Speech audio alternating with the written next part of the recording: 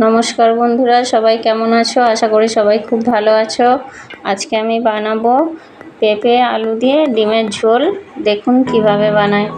প্রথমে আমি 5টা ডিম সেদ্ধ করে নিয়েছি, সেদ্ধ করে খোসা ছাড়িয়ে নিয়েছি। ডিমগুলোর গায়ে ছুরি দিয়ে একটু আকার আকার করে দেব ডিমের ভিতরে, তাহলে মশলা ঢুকবে ভালো করে। আর এখানে আমি একটা কড়াই গরম করতে দিয়েছি।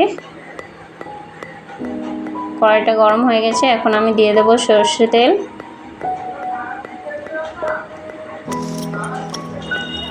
তেলটা আমার গরম হয়ে গেছে, এখানে ডিমগুলো ভেজে নেব আমি একটু লাল লাল করে।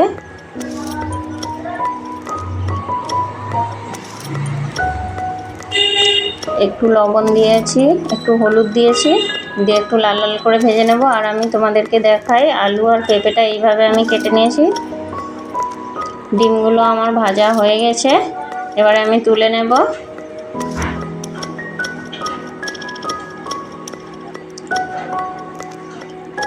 এই তেলের মধ্যে আমি আলু আর পেঁপেটা একসঙ্গেই ভেজে নেব।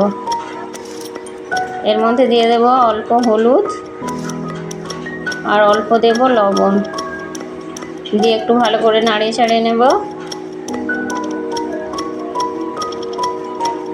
এবার ঢাকা দিয়ে দিচ্ছি, ঢাকা দিয়ে একটু সময় নিয়ে ভেজে নেব।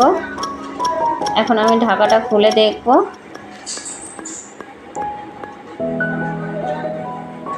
একটু নাড়িয়ে ছাড়িয়ে নেব।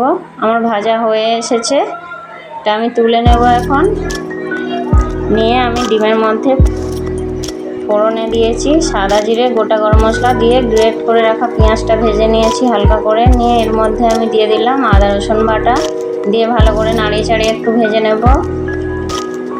এই মশলাটা আমার ভাজা হয়ে গেছে, এর মধ্যে আমি গুঁড়ো মশলা দেব, হলুদ গুঁড়ো, লবণ, আর দিচ্ছি জিরের গুঁড়ো, আর কাঁচা লঙ্কা আর টমেটো কুচি দেব। আমি শুধু কাঁচা লঙ্কা দিয়ে রান্নাটা করলাম, তোমরা তোমাদের ঝাল অনুযায়ী গুঁড়ো লঙ্কাও ব্যবহার করতে পারো। দিয়ে আমি একটু জল দিয়ে ভালো করে নাড়িয়ে চাড়িয়ে নিচ্ছি। টমেটোটা গলে যাওয়া অবধি আমি কষিয়ে নেব ভালো করে। টমেটোটা আমার গলে গেছে, মশলাটাও ভালো করে কষানো হয়ে গেছে। এর মধ্যে আমি ভেজে রাখা সবজিগুলো দিয়ে দেব।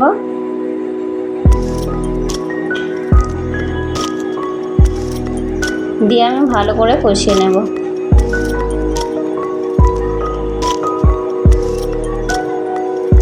আমার ভালো করে কষানো হয়ে গেছে, এখন আমি জল দিয়ে দেব। আমি রান্নাতে গরম জল ব্যবহার করছি।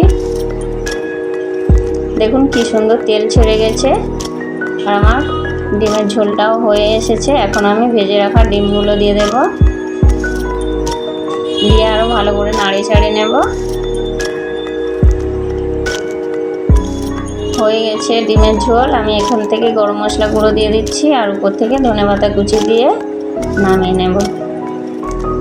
কারা কারা ডিম খেতে ভালোবাসেন এইভাবে, কমেন্টে অবশ্যই জানাবেন। রেসিপিটা যদি ভালো লেগে থাকে লাইক শেয়ার করে দেবেন, সাবস্ক্রাইব করতে ভুলবে না। পাশে থাকা বেল আইকনটি ক্লিক করে দেবেন, যাতে পরবর্তী ভিডিও সবার আগে আপনার কাছে পৌঁছতে পারে। ধন্যবাদ।